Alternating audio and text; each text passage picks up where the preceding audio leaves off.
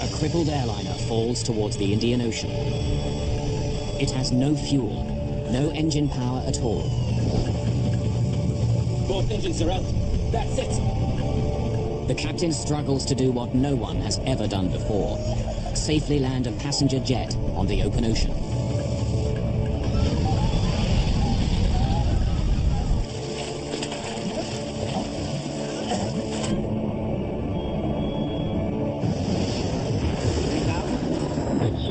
We're not getting any oxygen. We have a rain alarm. Aero Crew 603. We are in an emergency.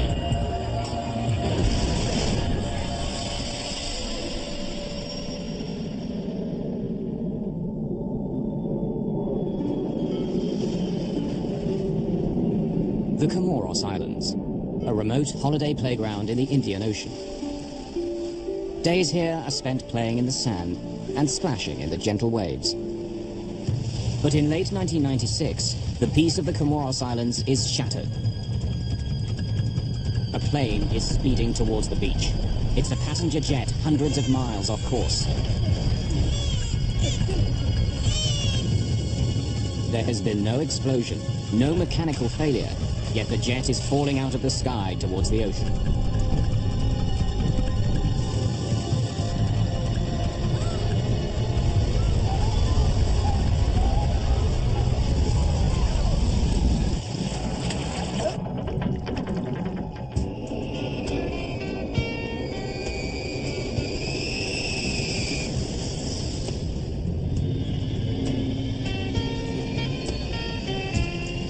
Ethiopian Airlines Flight 961 is on a routine trip from Addis Ababa to the Ivory Coast. The captain is Leoul Abate. At 42, he's an extremely experienced pilot. 7,300 kilograms. Center tank is 0. He has more than 11,000 hours of flying time to his credit. Total fuel is 14,500 kilograms. Check. Ethiopian Flight 961 will stop briefly in Nairobi, Brazzaville and Lagos before it reaches its final destination of Abidjan. The plane has just enough fuel for the first leg of the trip. It will get more in Nairobi. Less fuel on board makes the plane lighter, increasing efficiency. Switches are off. Captain Abate and his co-pilot, Jonas Makuria, expect their day's work will be over in about 12 hours when they land in the Ivory Coast. All clear. The day was a bright day, clear skies. Everything was fine. The passengers on board 961 are a mix of Ethiopians and travelers from other countries flying for business and pleasure. Michael Adenyo, seated in economy class, is a Kenyan businessman on his way home to Nairobi. I spent the whole of Friday trying to get on that flight, calling the airline every hour or so. I remember Friday night, about 11 o'clock, I called them again and they said, look, just come to the airport, we'll see if we can find a seat for you. So I sometimes feel I put myself in that aircraft. Near the front of the plane, American Frank Pancho Huddle is also getting settled in. He's the United States Consul General in Bombay. My wife, Palm, and myself decided to take a trip to Africa and go on safari. I wanted a daytime flight because it was safer. So I picked Ethiopian Airlines, which had a good reputation. It was one of the 2 carriers in all of Africa that was FAA certified. A few rows ahead of them is Mo Amin, a legendary news cameraman and journalist. He's a well-known personality, especially in Ethiopia. In 1984, Amin captured images which shocked the world. His pictures of the Ethiopian famine prompted an outpouring of aid, which helped pull Ethiopia back from the brink of starvation. Mo Amin was, I think, the most famous news cameraman of his time, and also one of the strangest of characters. Amin is known for never backing down in a fight. He has stuck his nose and his camera into conflicts across Africa. While filming in Ethiopia, he had even lost an arm in a bomb blast. Today, he's returning home to Nairobi after a brief business trip.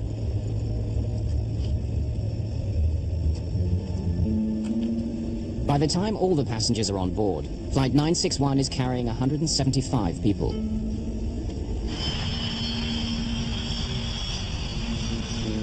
Not only is Captain Abate used to this route, but he's also very comfortable with this aircraft. He and other members of Ethiopian Airlines call it Zulu.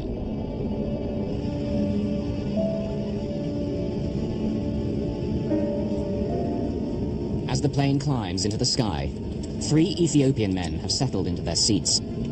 All are in their mid-20s. The plane is bound for Nairobi, but it's not where these passengers are planning to go.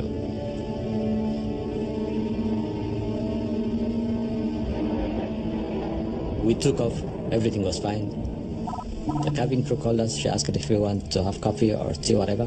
Yeah, thank you. Coffee? Make it 2.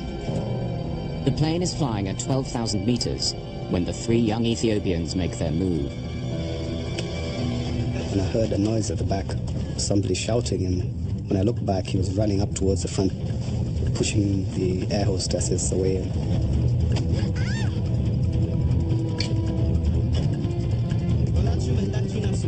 There were 2 guys zipping down the plane, yelling something incomprehensible. Then guys sort of gliding down silently came right after him, and I said, "Oh, it's a hijacking," because they were coordinated. Initially, we sort of just looked at each other and wondered what was going on. People didn't say much immediately. There was some kind of noise in the cabin, and I heard the cockpit door slamming open. Just bang! 3 men barge through the door and arm themselves with the cockpit's fire axe and fire extinguisher. Get out. Get out! There was, a little confusion up in the front as if they were, attacking the pilots. There were 3 guys, they were shouting. They came straight to the co-pilot and they started hitting him. Get up! There's 11 of us. If you don't do what we say, we'll blow this plane out of the sky. I told them, okay, don't hurt him. I'll do whatever you want. Passengers near the front of the plane are concerned, but have no idea what's going on. Captain Leol Abate is facing the hijackers alone. Unlike most pilots, though, Abate has some experience in a situation like this. He has been hijacked twice before. The first hijack was a local flight, and then 2 hijackers who had a hand grenade came into the cockpit, and they forced her to fly to Nairobi. Abate's second hijacking was just a few years later, when he was piloting a 737. The hijackers again held the hostess hostage, and they came into the cockpit. They told me it was hijacked, and they went to fly to Sweden. No one had been hurt or killed in either of those incidents. In both cases, Captain Abate had landed safely. But the turbulent political situation in the region means hijacking is an unpleasant reality. From 1990 to 1996, 10 Ethiopian Airlines planes had been hijacked. This time, though, the hijackers make a very unusual request. Fly to Australia. What? Fly us to Australia. We don't have enough fuel to get to Australia. It's too far. We can go to Nairobi, or Zanzibar, or Dar es Salaam, and then refuel, and then go to Australia. In fact, the jet took off with just 3.5 hours worth of fuel. But the hijackers don't know that. They've been reading the in-flight magazine, which tells them the maximum flying time of a 767. 11 hours. It won't take more than 10 hours to get to Australia. We don't have 10 hours of fuel. It says 11 hours. We don't carry that much fuel. We only carry what we need. They thought I was bluffing. They were convinced that the airplane was able to fly to Australia. Abate is shocked. No one else on the plane knows what the hijackers are demanding. If he does what they say, his plane will crash in the ocean. If he doesn't, they say they'll blow it out of the sky. An Ethiopian Airlines jet has been hijacked in the skies above Africa. The hijackers want to be flown to Australia.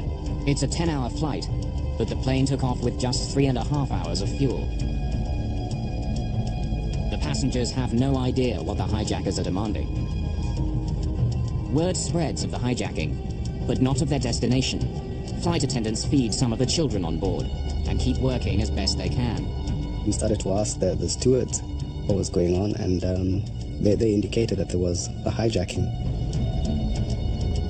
Nervous and uncertain, passengers wait to see what happens next. It was as if nobody wanted to sort of rile the hijackers, because they hadn't slapped people around. It wasn't a sort of a Middle Eastern style where they shoot somebody in the head to make a point, or they were basically leaving the passengers alone, provided that we didn't do anything. And that was enough for us. This is how much fuel we have. If we had fuel for 11 hours, it would say 60,000 kilograms. But we don't carry that much fuel. We only carry what we need. The hijackers seem to think that Abate is bluffing. We have a bomb! Yes. If you don't do what we tell you to, we will blow this plane out of the sky. Abate knows he's trapped. If he fights the hijackers, they may blow up his plane. If he does what they want, he'll run out of fuel. My feeling tells me that it's not a real bomb, but there is no way that I can challenge that. One of them has a fire axe. That was good enough to do serious damage. And if I'm not alive, everybody's not alive. That's it. I want to talk to the passengers. After about half an hour, the hijackers came on the public address system and they made an announcement that they have taken over the plane. And if anybody tried anything, they had one bomb and they were going to blow it up. The announcement is made in Amharic, French, and English. The policy at that time was we should follow the hijackers' instruction. That was before 9/11. And every action taken is to be taken on ground, not in flight. Pilots are trained to fly, not to fight. We were following sort of the standard script, as it were, for passengers, which was to stay out of it, keep quiet, keep cool, let them sort it out, get the plane on the ground.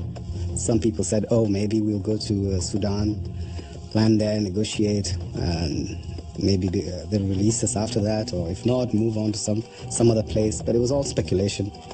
For years, Clint Van Zandt was the FBI's chief hostage negotiator.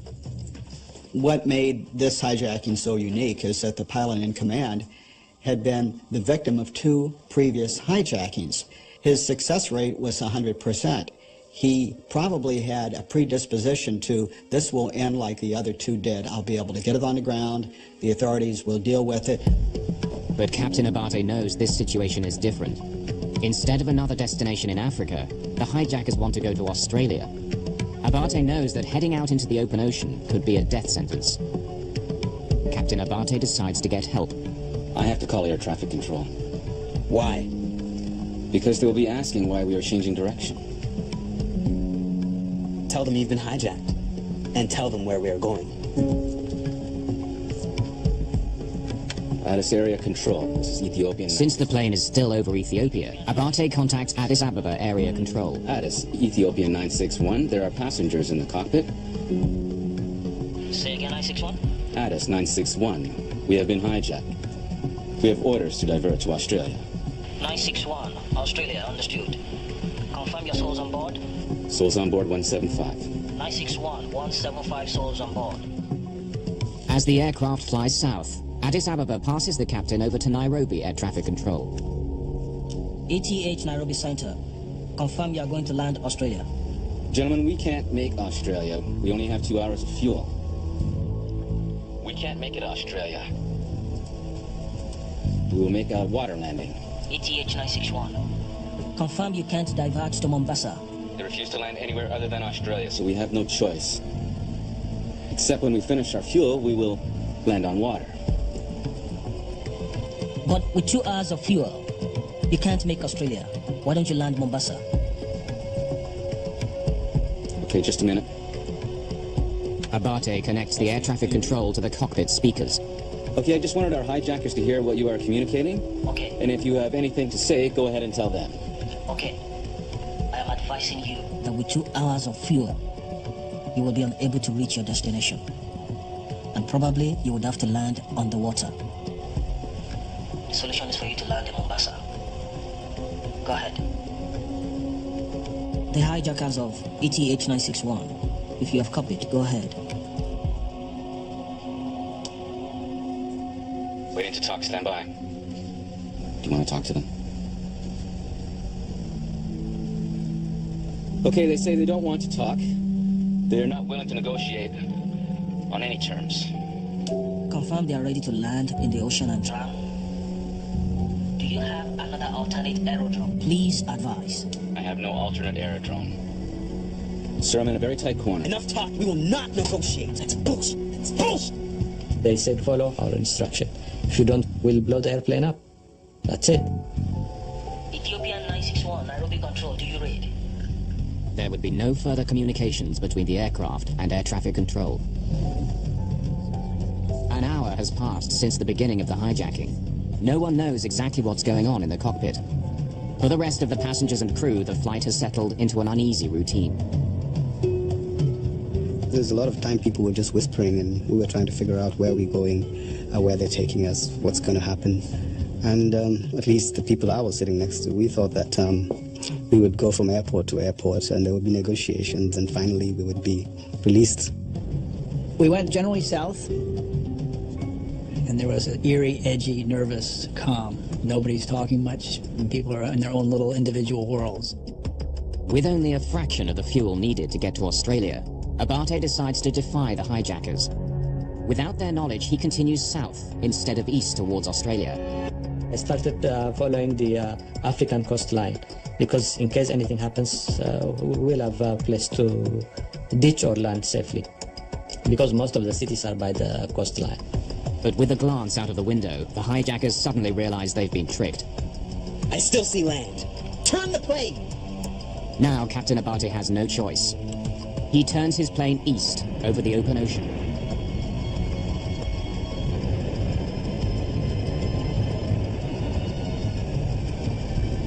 As the ocean unfolds below him, the captain begins forming another plan.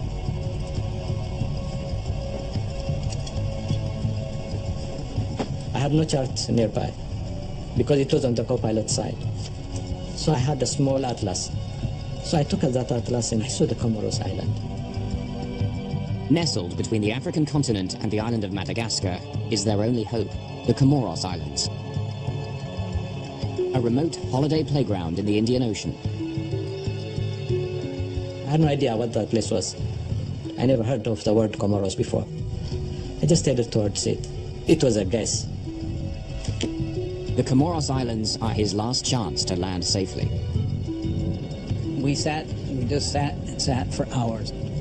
I tried to read the newspaper but couldn't concentrate on it because I was nervous. I wondered how much extra fuel we had, because the rule of thumb is you have enough for the alternative airport, and they're supposed to have an extra 45 minutes of fuel beyond that. So roughly 3 hours or so of fuel they had to have. And so after we'd flown 3 hours, I began to get nervous. Suddenly, an alarm breaks the tense silence in the cockpit. It's a warning that the plane has less than 30 minutes of fuel left. I need to tell the passengers. There's no need. You know what I'm going to tell them? It's out of my control. The aircraft is going to crash. You wanna die? We're going to die anyway. So, shall we kill you? No more talking. Don't worry. I have the axe. Please. At least let us attempt a controlled landing. I will die along with him. I will show him that I have guts. It's finished. We will die together. With almost no fuel, Abate decides to make his stand. We came over the island, but then fuel was running out. I decided, no, we should not go any further than this one. And I started circling that area. But how can he convince the hijackers to let him land? He'll have to find an answer soon, or Flight 961 will crash into the sea. For 3 hours, Captain Leul Abate has been fighting a lonely battle. Hijackers have taken over his passenger jet. They want to be flown to Australia, but Abate doesn't have enough fuel. Warning alarms are already beginning to sound. An airport on the Comoros Islands is within reach, but the hijackers refuse to negotiate and won't let him land. At stake, the lives of all 175 people on board.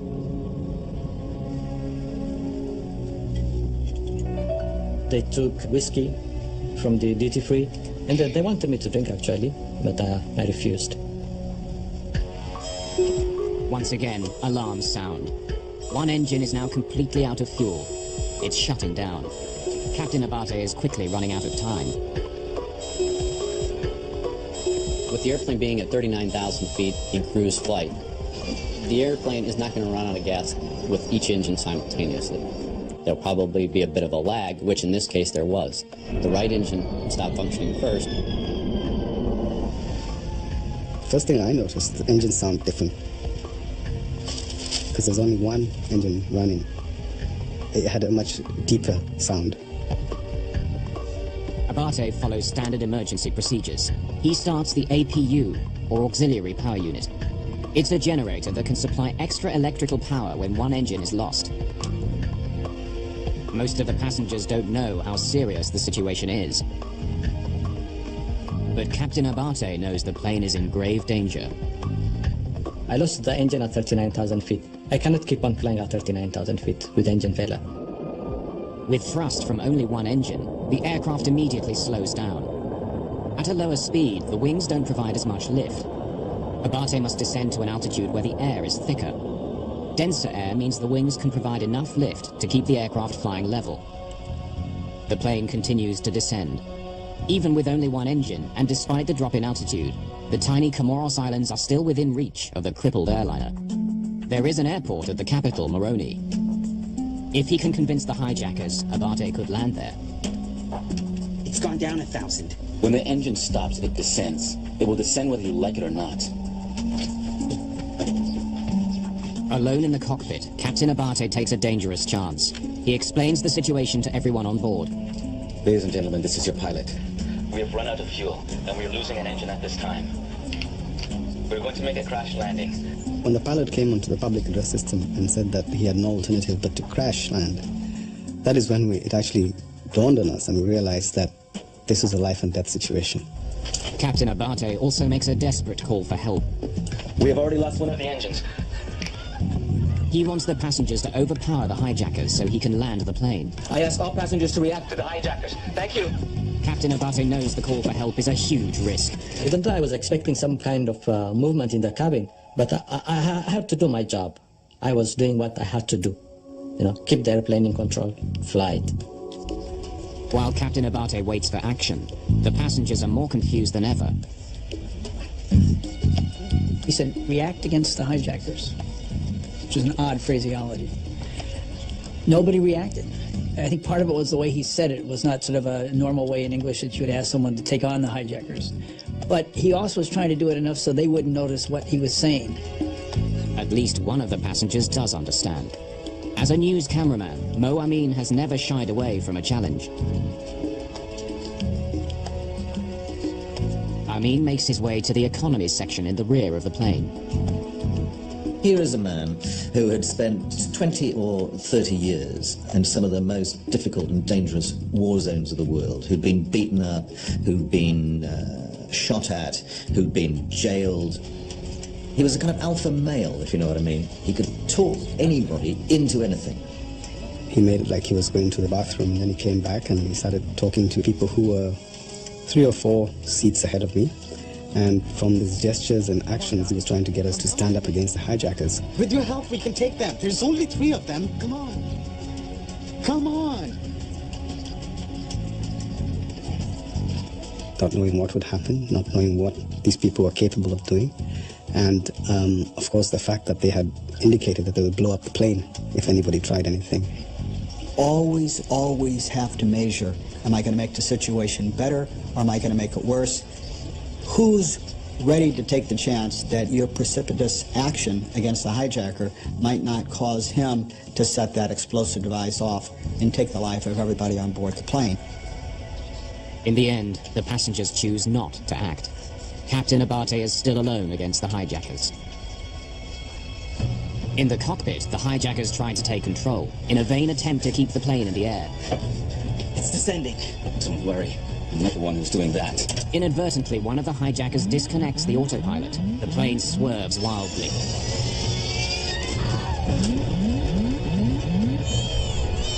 Don't move. Listen. I'm not applying any motion. The aircraft is doing it by itself. He was trying to fly the airplane, he was trying to disconnect the autopilots, all sorts of things. It's all over. We will drop in the ocean. 31? Abate makes another attempt to explain the desperate situation to the hijackers. Perhaps they will finally allow him to land at the nearby airport. This is 0. And this is coming to 0. I prayed to God. I wish I wasn't in this situation. Now I'm in it, but help me to save these people. Ladies and gentlemen, please sit down and fasten your seatbelts. Do not panic. I was starting to say, oh, I love you, dear. It's been a good ride. My wife is sort of unsentimental, psychiatric nurse. And she tells me, get up, stand up, get our bag down from the overhead, pull out your extra glasses, put them in your pocket, and get some food from me, and I want this, and this, and food. She'd carefully pick things that wouldn't make her thirsty. She said there's not going to be any meal service once we hit the water. Finally, the plane runs out of fuel. So you're killing everybody. Oh, sit down. From now on, you can't do anything to me. What? From now on, you can do nothing to me. The other engine stopped, and it sort of went quiet. Then it started to get hot within the cabin.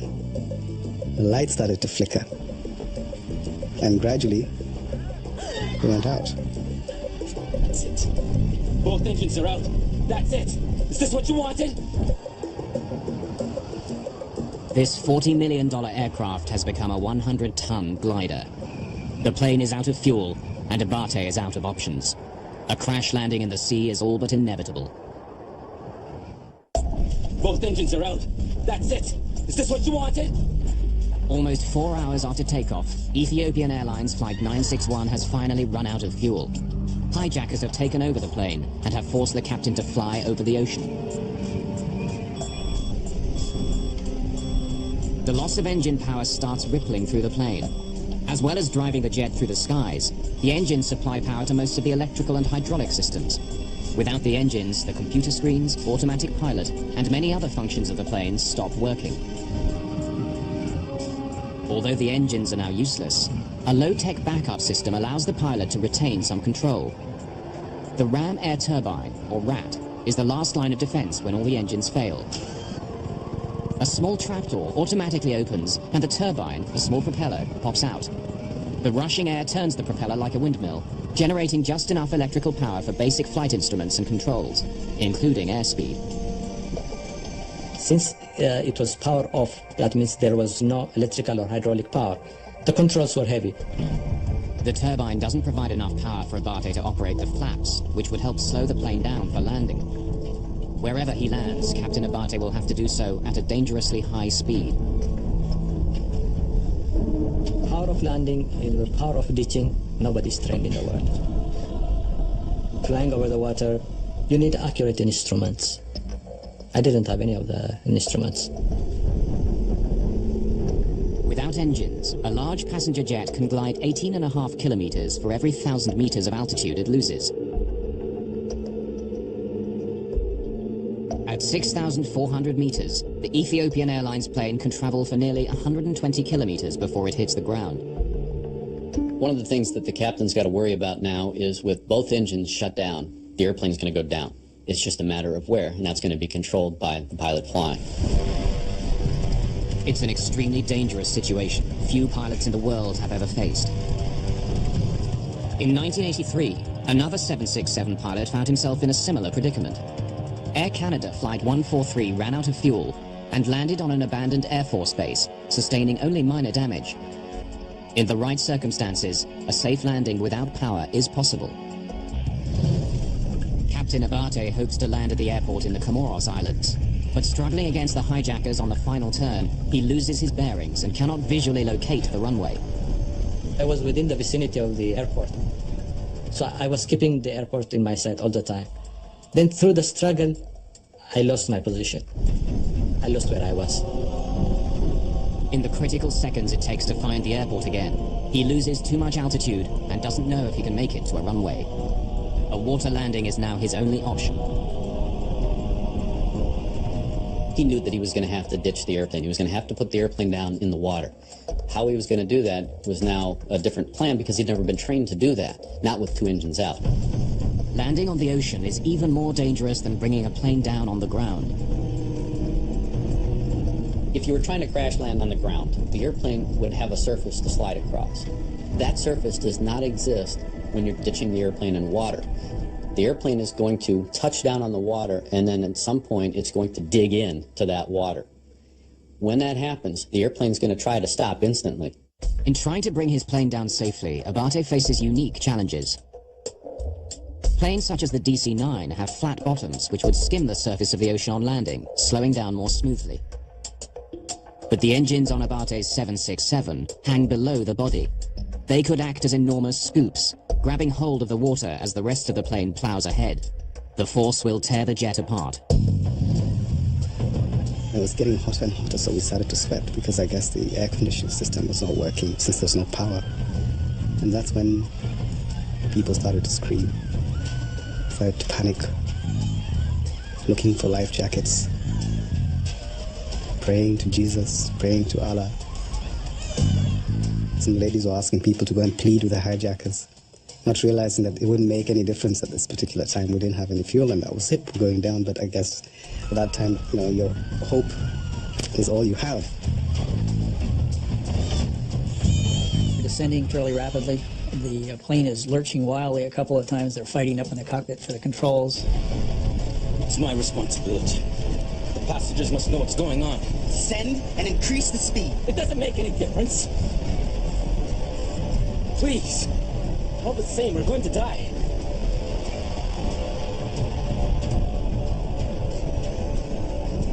Please maintain calm. Prepare for an emergency landing. Put on your life jackets, but do not inflate them. Some passengers either don't hear the captain's instructions or decide to ignore them. They inflate their life jackets. I heard a pop, pop, pop, pop, pop, pop, pop back in the tourist class. And everybody panicked and inflated their life jackets. I actually got up on my seat and told people don't inflate your life jackets inside the plane. At the front of the plane, Mo Amin tries a last-ditch attempt to negotiate with the hijackers. No! Sit down! Mo had a desire to dominate every situation he was in. In a situation like that, it would be Mo talking to the hijackers. He would be negotiating with the hijackers. He would be, I'm sure, trying to get the other passengers to face these guys down. But Amin's efforts have no effect. The hijackers are determined to let the aircraft crash. Then, for the first time since the hijacking began, Captain Abate gets some help.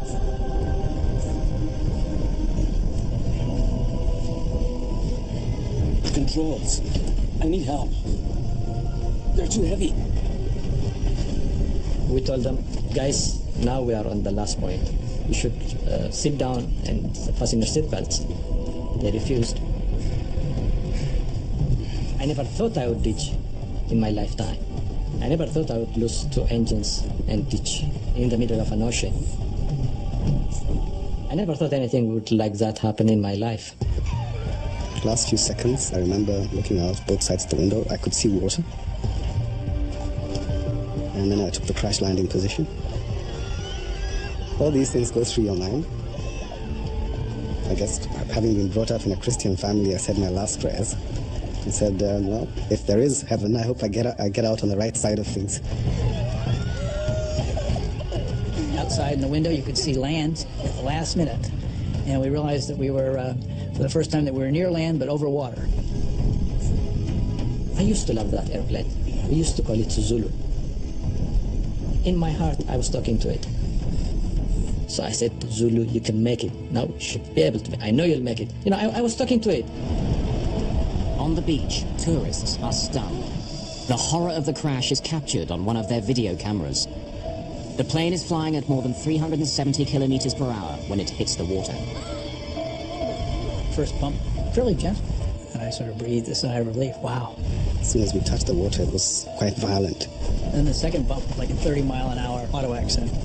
I had a feeling the plane was not going to hold. The third bump. And I said, uh-oh, I'm dead. And I blacked out. Oh my God! Oh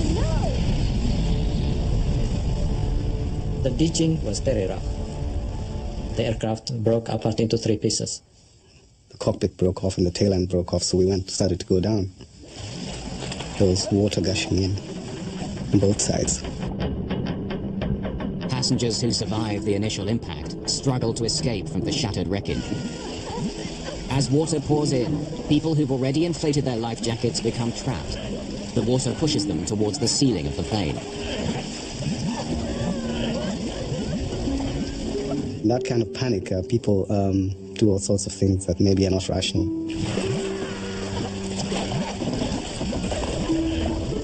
jackets make it very difficult to swim underwater. Many passengers can't escape the sinking cabin. The aircraft was full of water. I have no fear of water, having done competitive swimming in school. And I went for my seatbelt, and I couldn't find it buckled. So I moved my hand down to my knee and found it, pulled it open, and I pushed out. And I looked at the back of the aircraft. I could see some light at the end, and I decided to swim out in that direction.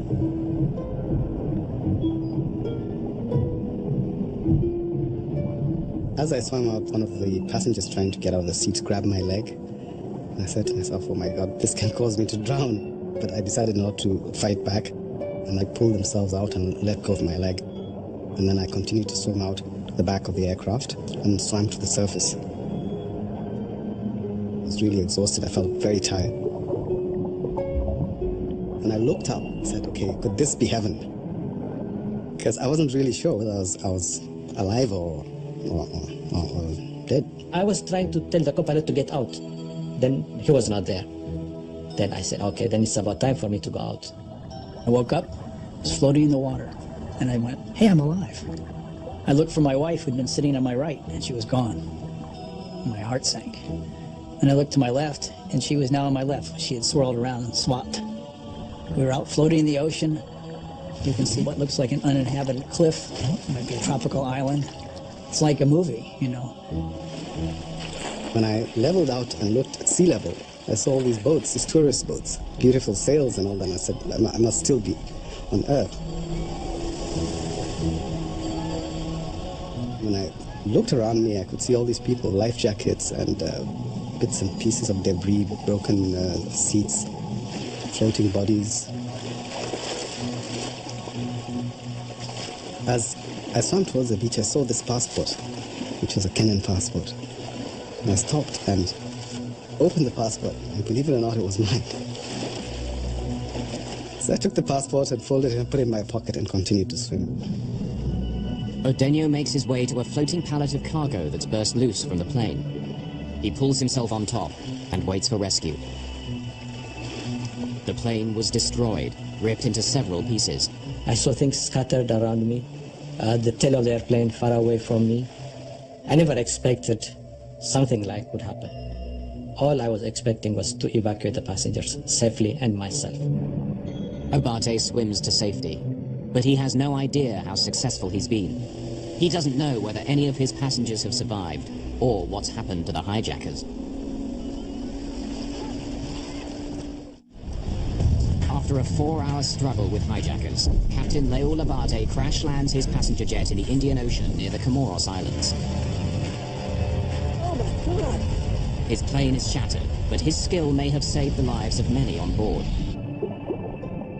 For those who survived the crash, Abate's decision to ditch the plane near the shore means that although the airliner breaks into pieces, it doesn't sink very far. Fortunately, the water was very shallow. In some cases, people were able to get out. Locals and tourists swarm out to the downed aircraft. A group of scuba divers, who narrowly missed being hit by the aircraft, help with the rescue effort. In an amazing stroke of good luck, some French doctors are staying at the resort. They offer immediate medical assistance. In the end, of the 175 people on board the plane, 50 survive. Without the actions of Abate, many more could have died.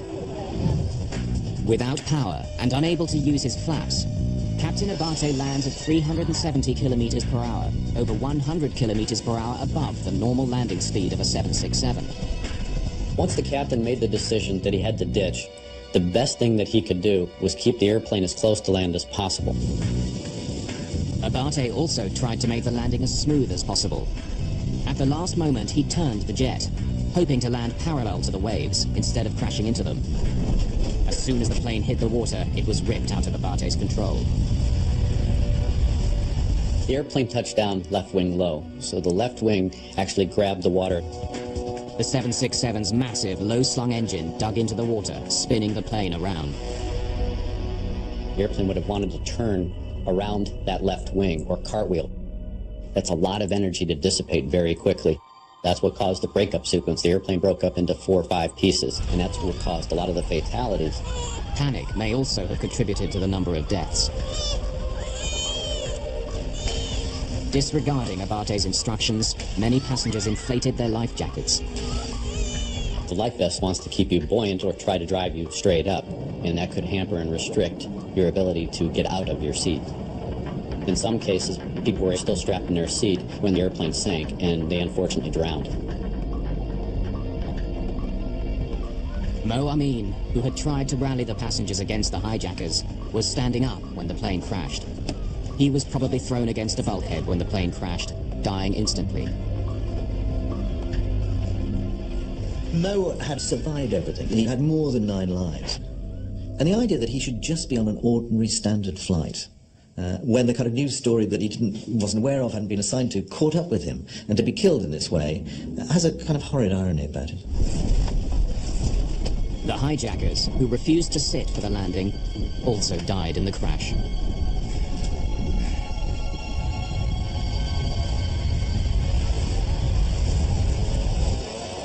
In the days after the disaster, other pieces of the puzzle became clearer.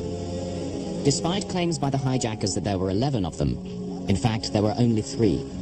But who were these desperate men, and what were their motives? They were imprisoned, thrown in jail, persecuted and tortured by the government.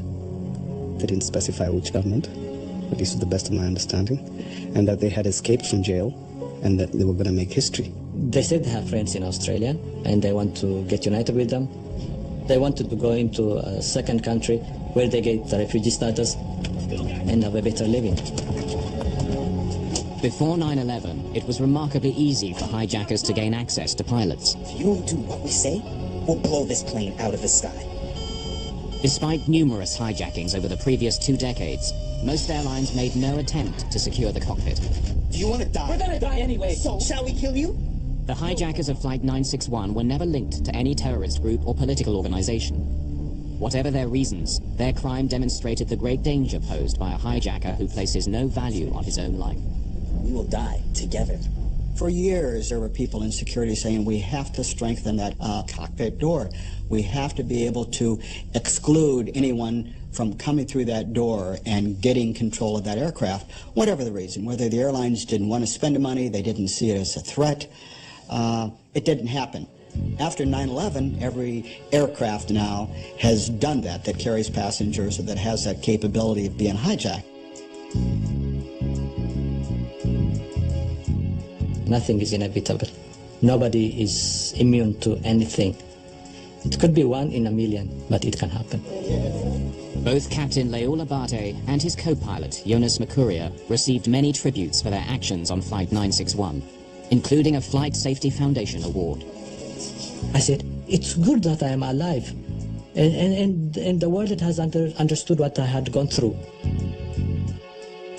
Despite their ordeal, both Captain Abate and his co-pilot Makuria continue to work for Ethiopian Airlines.